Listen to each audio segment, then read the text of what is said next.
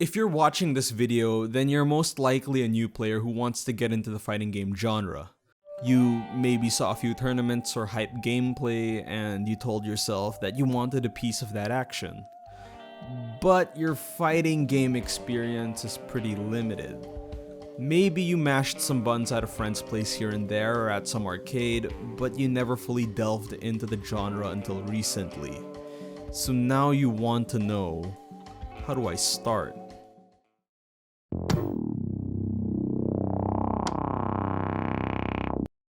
Well, the good news is that getting into fighting games is not as intimidating as people make it out to be. It all starts with playing a game. Start by picking the game that's art and gameplay appeal to you. Do you like fatalities? Play Mortal Kombat. Do you like heavy metal music and anime? Play Guilty Gear. Do you like Dragon Ball? Play Dragon Ball. There's definitely a fighting game out there that is a perfect fit for you. If you want my personal opinion, play something that's a bit more popular or new. Guilty Gear Strive is out, but if you're not interested in that, Street Fighter, Tekken, and Dragon Ball Fighters are all still active. Picking a character. So you've decided on a game. Now here comes a big trap. What character should I play? Now for some people, this is really easy. Dudes just go into a game and know exactly who they're gonna play. Others might change characters every week. From what I've seen, there are 3 ways new players pick characters. 1, they pick whoever looks cool to them. 2, they pick based on the tier list. And 3, they ask for the beginner character. Each method has its own flaws. Let's start with the last one. Picking the beginner character may be the best way to ease yourself into the game, but what if you just don't like the beginner character as a character? This is Ryu, from Streets. You may not like their design, and that can get you less interested in the game. Do you really want to learn a game with a character you don't like? Then there's picking based on tiers. While you are guaranteed a strong character, there's a chance they might not be the best for learning the game. Through difficulty or hard to grasp concepts at first, then the aesthetic question pops up. Do you really like this character's design? Let's say I'm playing Xrd and I pick Johnny because he's top tier. Well, 1, Johnny is not the most lenient character to play execution-wise, and 2, I'm not sure if I even enjoy the aesthetic of Johnny. So, is it even worth it? The last method, which is the first one I mentioned, is to just pick whoever looks cool to you.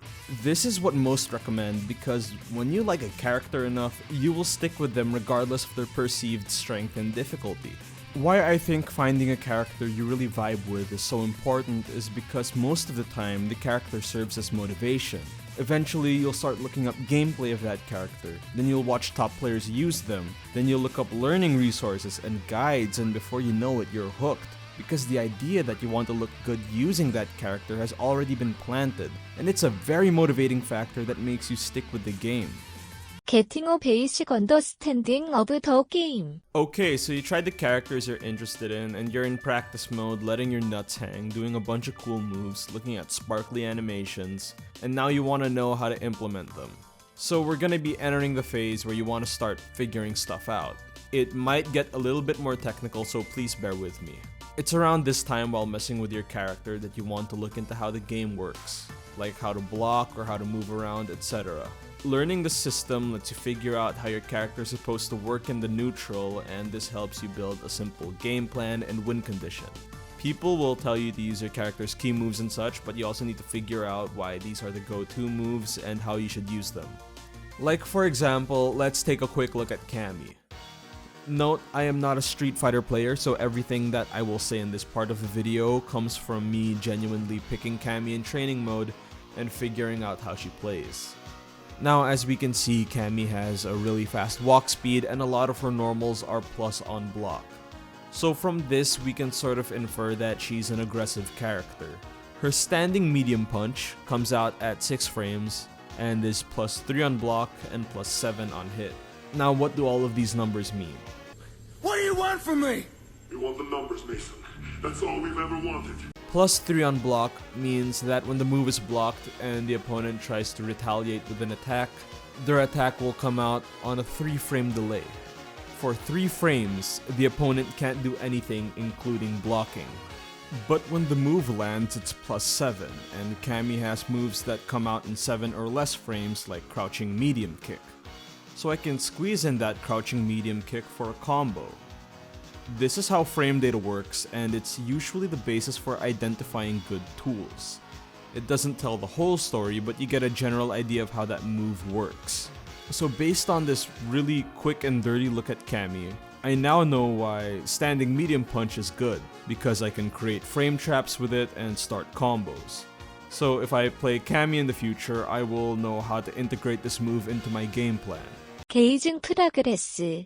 By now you have a basic understanding of how your game system works and you are more familiar with your character.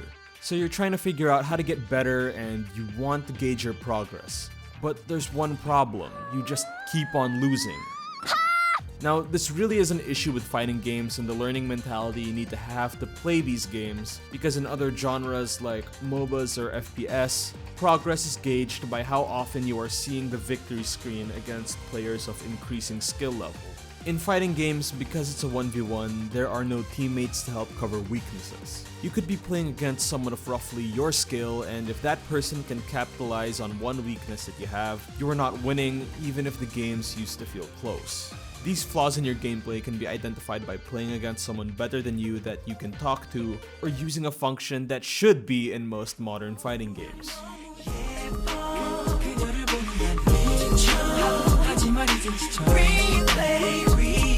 Let's say player A seems to be winning against player B, and then player B realizes that player A can't anti-air.